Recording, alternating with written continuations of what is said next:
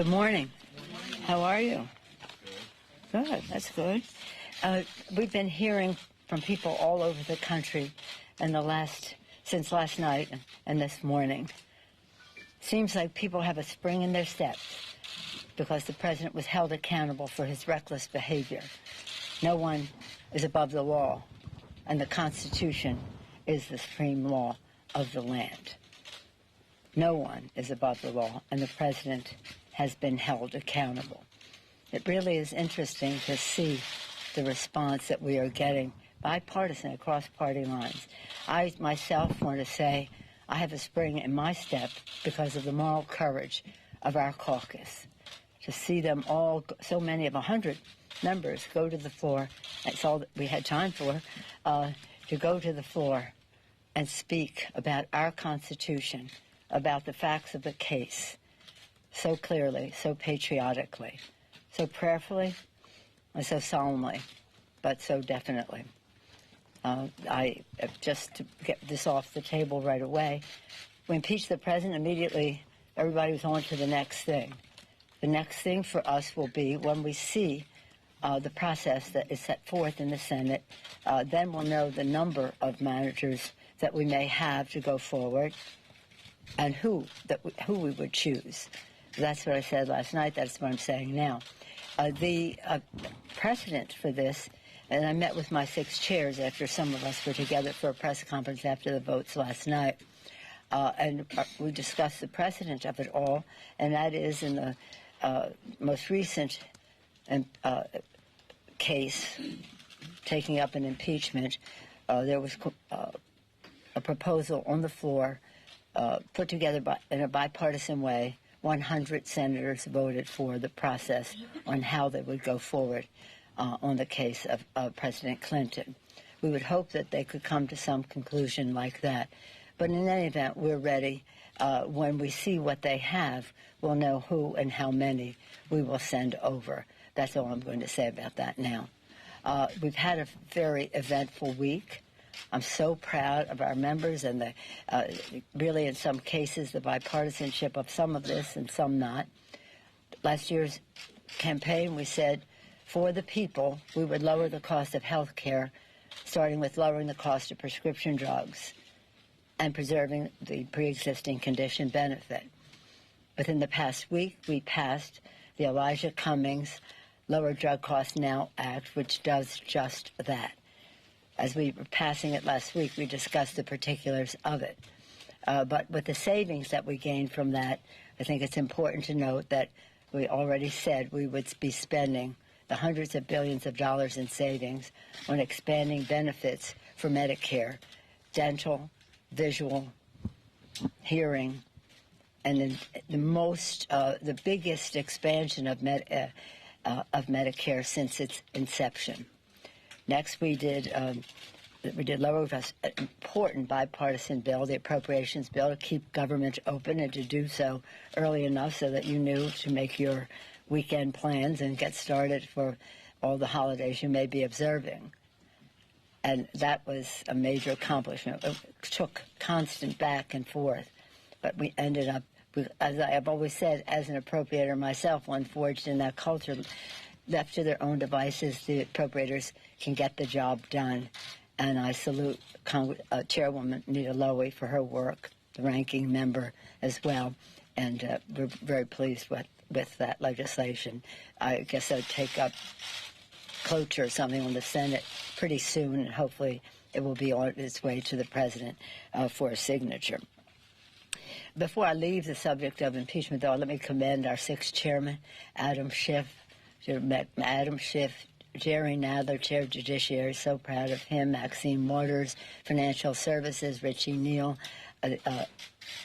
Ways and Means Committee, Elliot Engel, the Foreign Affairs Committee, and also a very important committee chaired now by Carolyn Maloney, the Gov Reform Committee.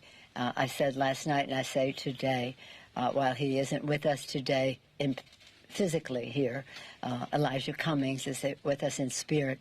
The foundation he helped lay for justice is with us. And he said, when we're dancing with the angels, what will we know about what we did to keep the Constitution intact?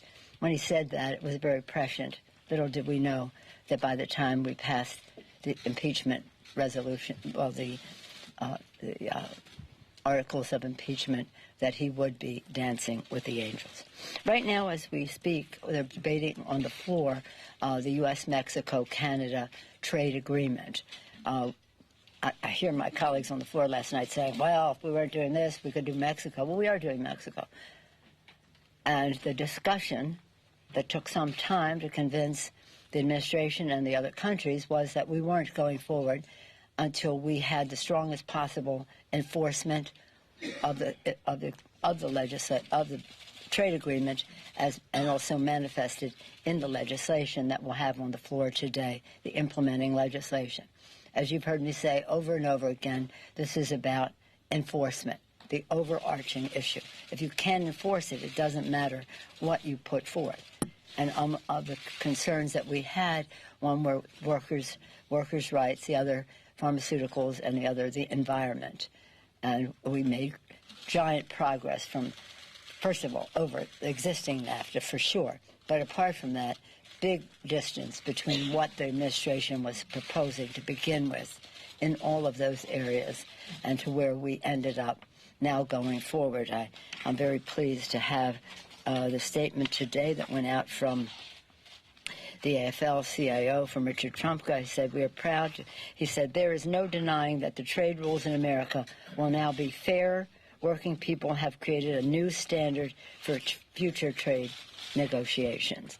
I think it's a template for future trade agreements. Some of my members think, let's not give it that much. But we'll see how it goes in the implementation. That means everything. Then after that, today, we will do SALT. And that is going to be the state and local tax that the Republicans put on to punish blue states largely. It is paid for, this legislation, to repeal the SALT tax, and it will be paid for by increasing the rate on wealthiest individuals in our country. When the president first proposed his tax scam, they were saying, we're never going to lower the individual rate. And then they did. And now we will raise it again to repeal the SALT. So we're very proud of what we have done. As you know, the Republicans keep saying, well, we should be working. You know, we've sent over 400 bills, 275 of them sitting on Mitch McConnell's desk. Well, 400, but 275 of those, at least, are bipartisan. The range of subjects is, well, you've heard me say it, but bears repeating, I think. That includes all of our top 10 pieces of legislation, bipartisan background checks, expanding background checks. People have to have a background check unless they buy it at a gun show, online, or in some kind of straw transaction. So this is not creating background checks. It is expanding them, and as well as the South Carolina. One is H.R. 8, the other 1112. 295 days ago, we sent those bills to Mitch McConnell, the Grim Reaper. I've news for him. He may think they're dead on arrival there, but they are alive and well in the general public. And every day that he does not take up that legislation, because he knows it will pass, he fears that it will pass, or else he'd take it up. Every day that he does not pass it, 100 people die. Not all of them would, by gun violence, not all of them would be saved by the legislation, but some. And so we urge him to take up that life-saving legislation. The list goes on. Paycheck fairness, equal pay for equal work, Violence Against Women Act, again, about women, the legislation to raise the minimum wage of the 30-some million, 32, 33 million people who will get a pay raise with the increase in the minimum wage. Over 20 million of them are women. The Equality Act and Discrimination Against the LGBTQ Community, Dream and Promise Act, the SAFE Act, Save Our Federal Elections Act, Butch-Lewis Act, Protecting Pensions for America's Workers, Farm Workforce Modernization Act, which we passed the other day.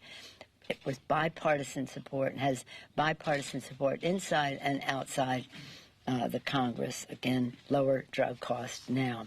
One of the bill that we did pass that we had an enrollment ceremony, perhaps some of you came, was the Future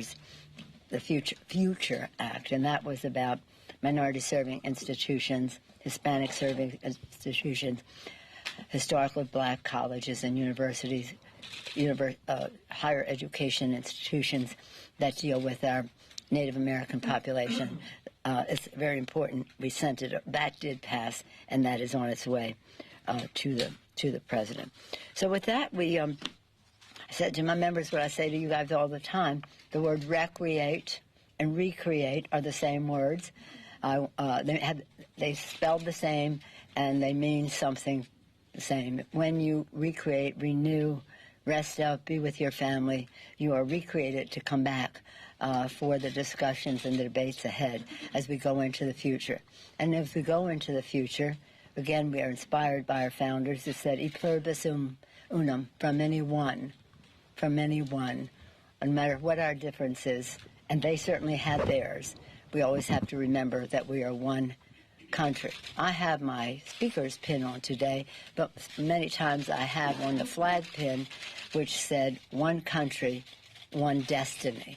We have to think in those terms, and we look forward to doing that as we go forward. We still have a day here as we go forward. So I wish you happy holidays, and whatever you are celebrating. In our house, we celebrate them all. Christmas, Hanukkah, Kwanzaa, New Year's, whatever else. But I hope you have it. Now I'll have time for a few questions. Nancy? Do you run the risk as Do you run the risk, as some Republicans have said, of looking like you're playing games with impeachment if you hold on to these articles for too long? I said what I was going to say, Nancy. When we bring the bill, which is, just so you know, there's a bill made in order by the Rules Committee that we can call up at any time in order to send it over to the Senate and to have the provisions in there to pay for the impeachment. And then the next step, the whatever you want to call it, the trial. That is where you put the managers. I was not prepared to put the managers in that bill yet because we don't know the arena that we are in. Frankly, I don't care what the Republicans say. Any other questions? Not on this subject. I've said this is it. I honored Nancy. Last night you suggested you need to see a fair process in the Senate. But we'd like to see a fair process, but we'll see what they have, and we'll be ready for whatever it is. Is that the requirement? You need to see a fair process before. We would hope there would be a fair process, just as we hope that they would honor the Constitution. By the way, I saw some of it, I didn't see it, but I heard some of what Mitch McConnell said today, and it reminded me that our founders, when they wrote the Constitution, they suspected that there could be a rogue president. I don't think they suspected that we could have a rogue president and a rogue leader in the Senate at the same time. Yes, Madam Speaker. To that end, you have talked and criticized Senator McConnell today. Any other questions on any of this? Anybody want to talk about Mexico Free Trade Agreement? Anybody care about that? Jobs for the American people, progress in addressing globalism and the issues. Anybody want to talk about the SALT tax that we're passing today, important issues that relate to the economic vitality of our communities? Any other questions? Because I'm not going to answer any more questions on this. Clearly, do you understand? When we see what their process is, we will know who and how many we want to send over. This question not until then. I'm not going to go there anymore. Yes, sir. On USMCA, one expects the president will campaign how he got rid of the worst trade deal in history and made a better deal. Is that something you want to take credit for? Of course we'll take credit for it, because what he proposed did not fill the bill of what he just described. But there are those, and some of you who care about substance, have in the past asked about whether we would pass that because it would have what we call collateral benefit to the president. I don't care about that. But we had an opportunity to do something very important for the American people, for America's workers, and we could not let him stand in the way of that because he would go out and take credit. So this isn't about him. It's about American workers. It's about being good neighbors in our hemisphere.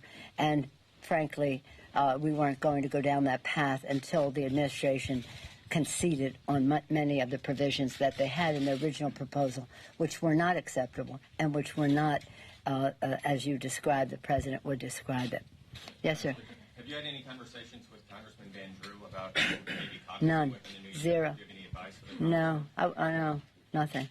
Zero. Madam Speaker, have you, One more, that's it, yes. The president last night had some pretty harsh comments about your dear friend Debbie Dingell and her late husband. Wondering if you had any reaction. Let us pray. Let us pray for the president. This is, the president clearly is insecure when it comes to statespersons. Whether it was John McCain, think of what he said about John McCain, and his supporters just overlooked that. John McCain.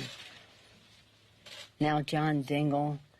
What the president misunderstands is that cruelty is not wit. Just because he gets a laugh for saying the cruel things that he says doesn't mean he's funny. It's not funny at all. It's very sad. Thank you all very much. Happy holidays to all.